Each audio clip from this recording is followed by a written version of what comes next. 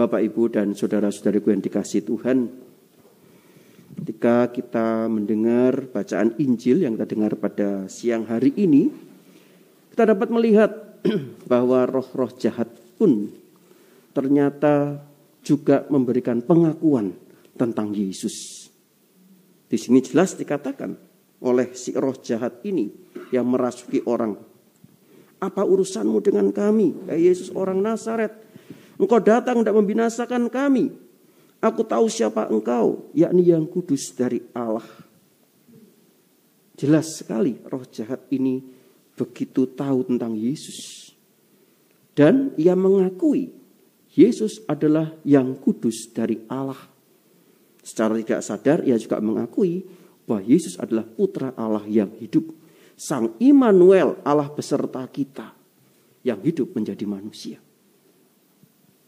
Saudaraku yang terkasih dalam Tuhan, pengakuan tentang otoritas Yesus ini kita juga dapat lihat dalam bacaan pertama yang kita dengar pada hari ini. Bagaimana Yesus dimuliakan karena ia menderita sampai mati. Dan kenapa ia melakukan itu semua? Karena ia taat kepada kehendak Bapanya. Di sini dapat kita lihat bagaimana Yesus yang sungguh-sungguh setia. Dia tekun melaksanakan kehendak Bapanya. Dan dia tidak punya tendensi apa-apa. Ia sungguh-sungguh melakukan itu karena cintanya kepada manusia. Ia lahir ke dunia, ia hidup, dan ia mati serta bangkit. Semuanya karena cintanya kepada manusia. Saudaraku yang terkasih dalam Tuhan, dari bacaan-bacaan yang kita dengar pada hari ini, kita dapat merefleksikan untuk hidup kita. Kalau roh jahat saja tunduk pada Yesus, bagaimana dengan kita? Kita manusia yang jauh lebih dicintai dari Yesus dibandingkan roh jahat. Roh jahat tidak mungkin dicintai oleh Yesus ya. Tapi kita dicintai oleh Yesus. Kita punya akal budi. Kita punya kehendak bebas yang harusnya kita dapat berpikir tentang hidup kita. Tentang perbuatan mana yang baik, perbuatan mana yang benar. Namun yang terjadi adalah kadang-kadang kita jatuh dalam dosa.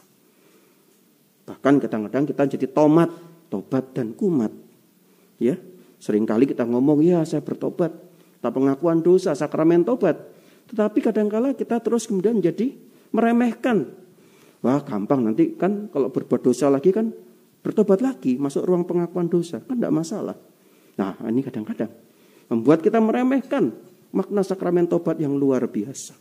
Yang begitu sakral dan begitu besar. Oleh karena itu kita diajak untuk senantiasa menyadari akan rahmat Tuhan yang begitu besar kepada kita ini. Kalau roh jahat aja mau mengakui Yesus sebagai anak Allah yang kudus, berasal dari Allah, kuasa Yesus begitu besar. Kenapa kita tidak mengakui kuasa Yesus yang besar kepada kita, yang mampu untuk menyembuhkan kita, mampu untuk membimbing kita, untuk menuntun kita kepada jalan kebaikan. Oleh karena itu kita diajak untuk senantiasa selalu berpegang pada kebenaran. Berpegang pada kasih akan Allah dan sesama. Kita diajak untuk senantiasa hidup di dalam keadilan dan kebenaran itu. Serta bagaimana kita hidup dalam kasih persaudaraan dengan orang-orang di sekitar kita. Maka ketika kita tekun, taat dan setia kepada kehendak Tuhan Yesus, percayalah kita juga akan dibimbing oleh Tuhan sendiri. Kita akan senantiasa juga dibangun oleh Tuhan sendiri. Dan hidup kita adalah hidup yang penuh syukur. Kita tidak akan mudah mengeluh. Kita tidak akan mudah untuk kecewa. Kita tidak akan mudah untuk putus asa. Karena Tuhan Yesus beserta kita. Saudara-saudaraku yang terkasih dalam Tuhan, oleh karena itu mari. Dalam nuansa juga masih tahun baruan ini, kita ingin mohon rahmat Tuhan. Tidak hanya kita memohon punya harapan-harapan baru di tahun baru ini. Tidak hanya kita memohon kesuksesan dan keberhasilan.